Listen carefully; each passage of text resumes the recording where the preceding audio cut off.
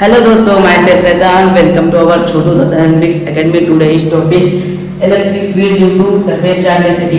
अगर किसी सरफेस पर पॉजिटिव चार्ज डिस्ट्रीब्यूट कर दे तो उससे जाहिर इसके चारों तरफ इलेक्ट्रिक फील्ड जाएंगे। उसके बाद हम लोग ने आर डिस्टेंस पर पॉइंट भी लिया, उसी पे हम लोग को इलेक्ट्रिक फील्ड फाइंड करना है। तो इलेक्ट्रिक फील्ड फाइंड करने के लिए हम लोग ने सिलेंडर का गॉसियन सरफेस लिया है। आप लोग जानते होंगे सिलेंडर में थ्री सरफेस होते हैं, एक सरफेस 1, सरफेस 2 एंड सरफेस 3। दो फ्लैट है, एक कर्व है।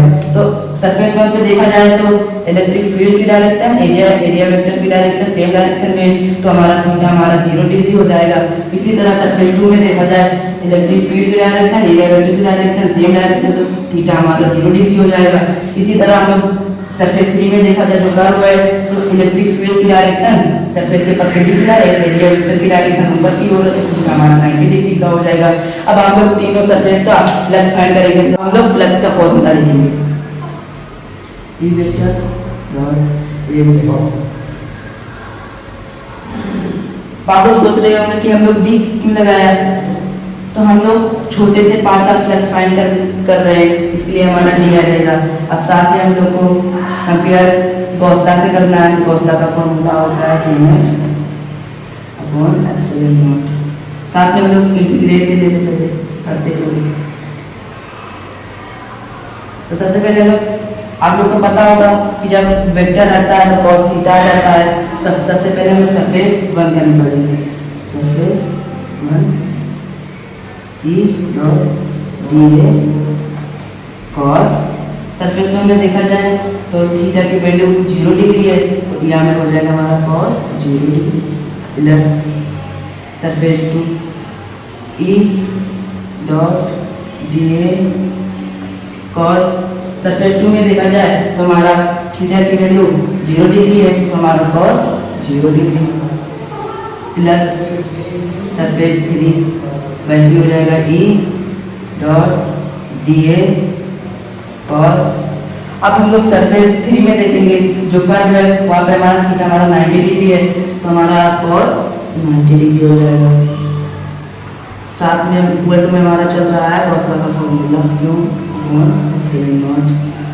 अब आप लोग को पता होगा cos 90 की वैल्यू 0 होता है, तो जो 0 से अगर इससे मल्टीप्लाई करेंगे तो 0 हो जाएगा, तो ये हमारा कैंसिल आउट हो जाएगा। अब यहाँ पर आप लोग को पता होगा कि cos 0 की वैल्यू 1 होती है, तो अगर इस 1 से इससे मल्टीप्लाई करेंगे तो ये हो जाएगा, और यहाँ पे भी cos 0 की वैल्यू 1 है, तो अगर ई डी से मल्टीप्लाई करेंगे तो ई डी हो जाएगा। अब इन दोनों को प्लस करेंगे तो ये हमारा ऐसे हो जाएगा, grad 2 E dot D A equal to Q upon epsilon naught. हमारा ये कांस्टेंट है क्योंकि सरफेस की चारों ओर इलेक्ट्रिक फील्ड जा रही है, तो ये हमारा इंटीग्रेट के बाहर आ जाएगा। 2 E integrate dot D A equal to Q upon epsilon naught. अब आप लोग इसको नोट कर दीजिए। नोट कर लिया होगा।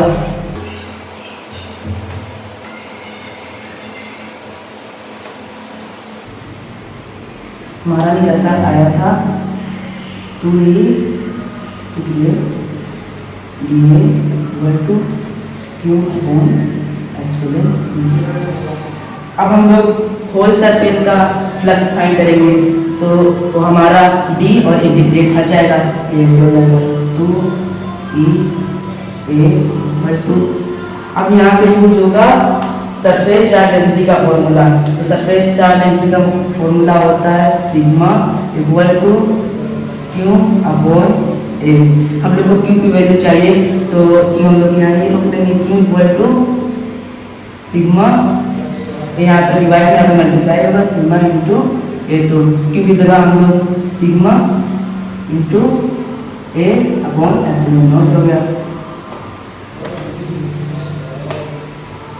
अब हमारा ए से ए कैंसिल आउट हो गया, तो हमारा बचा 2e equal to sigma upon epsilon naught. हम लोग को इलेक्ट्रिक फील्ड फाइंड करना है, तो हम लोग यहीं पे रोक देंगे इक्वल टू, ये मल्टीप्लाई में करा था, यहाँ पे मल्टीप्लाई में करा था, डिवाइड में हो जाएगा, तो ये ऐसे हो जाएगा सिग्मा अपॉन 2 एप्सिलॉन नॉट। ये हमारा हो गया तो थैंक यू।